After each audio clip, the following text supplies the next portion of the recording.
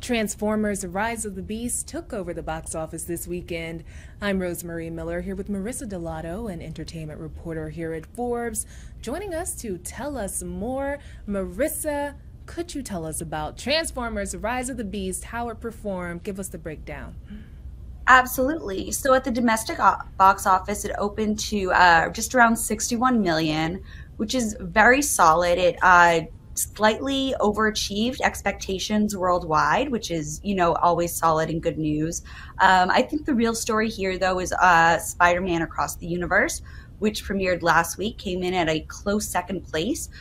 With just over 55 million domestically, and it's really odd that you see the number one and the number two movies so close together, especially when the number two movie was just at number one last week. It's only its second week out, so I think this really shows the enthusiasm for both films continuing, and it's definitely a good sign for both movies. So what do you think about there being a new number one almost every weekend? Are they releasing these films too close together?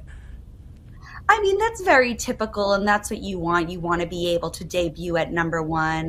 That's really, a show of, you did your job. It debuted at number one. That's a great sign. Obviously, it's difficult. This is a very popular time for movies to come out.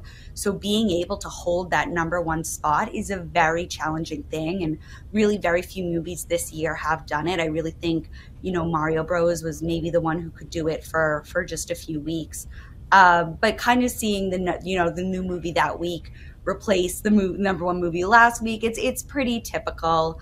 And in the off chance that doesn't happen, it's a show of, every week that that number one movie holds on, it's another huge sign of success for that production.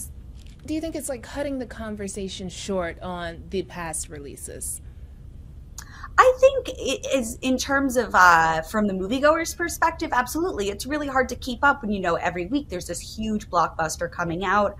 But that's kind of the time of the season. Like, that's what is expected around this time of year. Summer is a huge movie time, and that's when all these big summer blockbusters are going to be coming out. This is when schools are winding down, camps are just starting up. It's maybe that lull.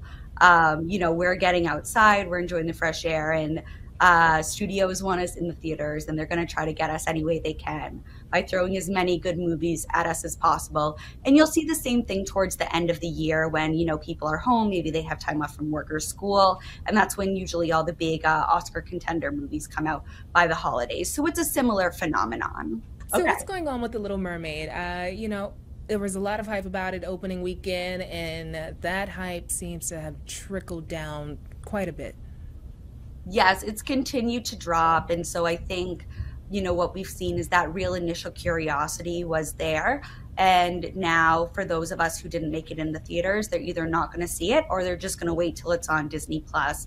But that excitement for it, unfortunately, there have been, very unfortunate complaints and attacks on Haley Bailey about her, her race and those things which we previously discussed.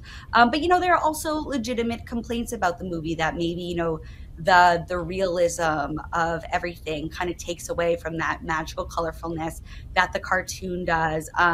I've seen, but there are also, people are really excited about some of the new music done by Lin-Manuel Miranda. So it is a mix. And, unfortunately for Disney, it spent one week at number one and then was replaced. And now this week it's down to number three. And it may just keep going. So it's not a huge success that I think they probably hoped it would be.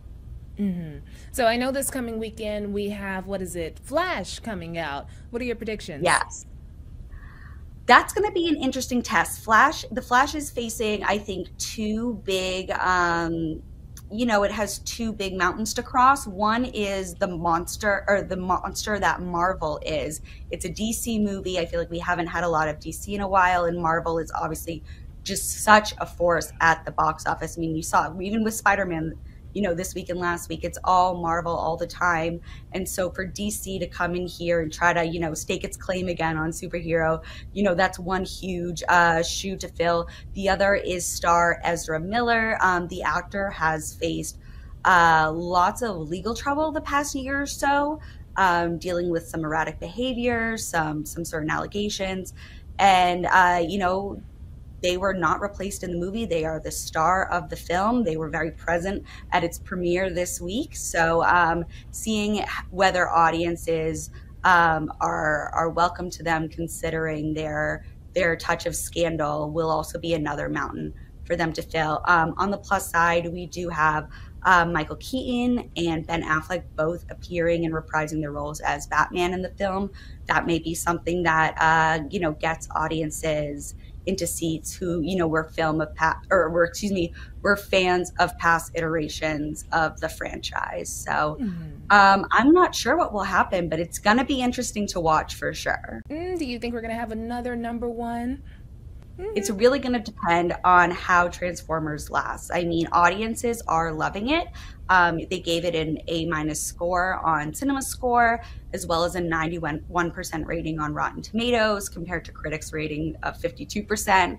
So depending on how much it drops, it's really going to depend on how much hype is on social media, what reviewers are saying about it. And again, it did slightly beat expectations, or at least met them. So that's definitely a good sign going forward. So we'll see. Thank you so much, Marissa. I will see you next week to talk all about the box office. Thank you.